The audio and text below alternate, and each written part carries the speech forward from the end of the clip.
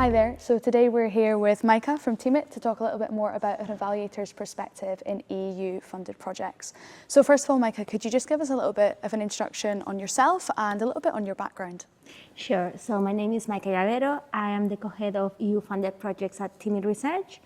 My background is in scientific research, and I also have experience as an evaluator.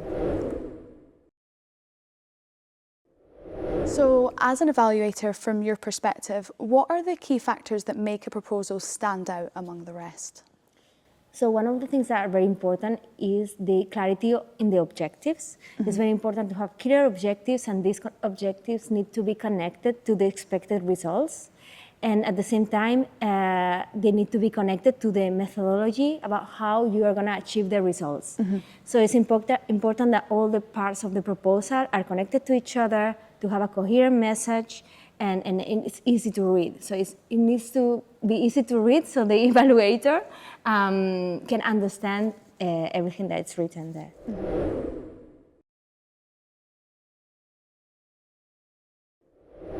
So we've seen lots of trends emerging over the last few years in terms of funding. What would you say the emerging trends were in EU health funding, and how do you think applicants can best prepare to keep up with these emerging trends?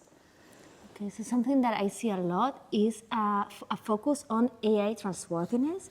So we get more importance given to ethical issues, regulatory issues of AI in healthcare. So it's very important to keep up to date of all the new regulations and new legislation that is being drafted and approved by the EU. So that's very important. There's also increasing importance in the policy translation of the results of a project. So researchers need to keep in mind that the results that they are producing need to have a direct or indirect translation to policy. So it's important to take into account this whenever they are preparing their work packages, preparing the methodology, to have this into account. And maybe something else that we do see a lot is the real-world evidence in research, and how this implies a lot of regulatory challenges around this.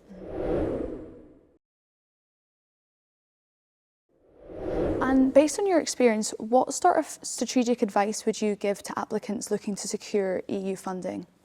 Okay, so if you require a consortium for your project, then it's very important to look for the right expertise. This is typically stated in the call text. So you should be very careful of who you contact to make the consortium. You need to find the right expertise that the call text is indicating. Then once you have a strong consortium, then everything will be easier. Then another important point is to dedicate enough time to all the sections of the proposal.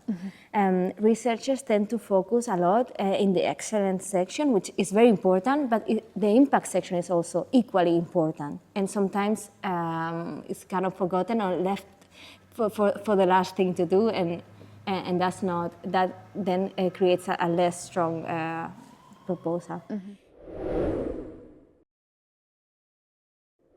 So you mentioned about the excellence and impact sections in proposals and having to dedicate equal time to both.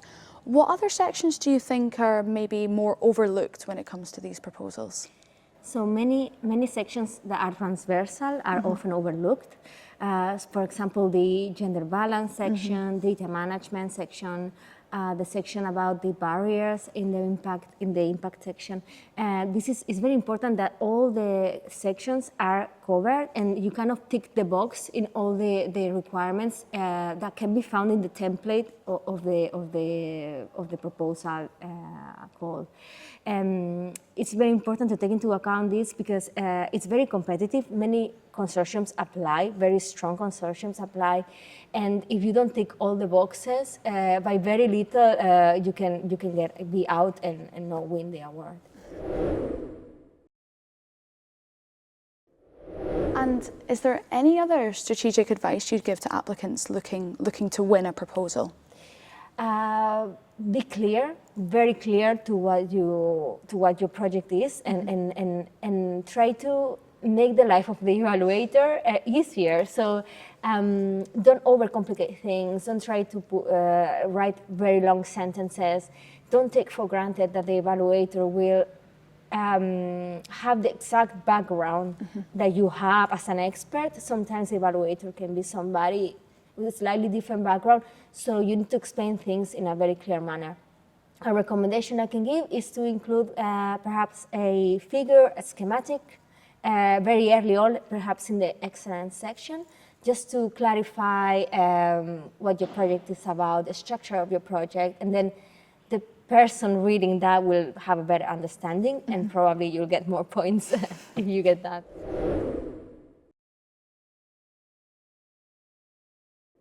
And what is the role that Teamit plays at this really crucial stage? What's the role that Teamit plays in the proposal stage of an EU-funded project?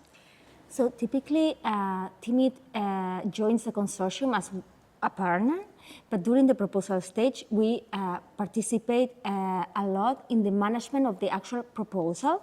So we provide support and advice to the coordinator, the scientific coordinator, in all the stages of the proposal preparation.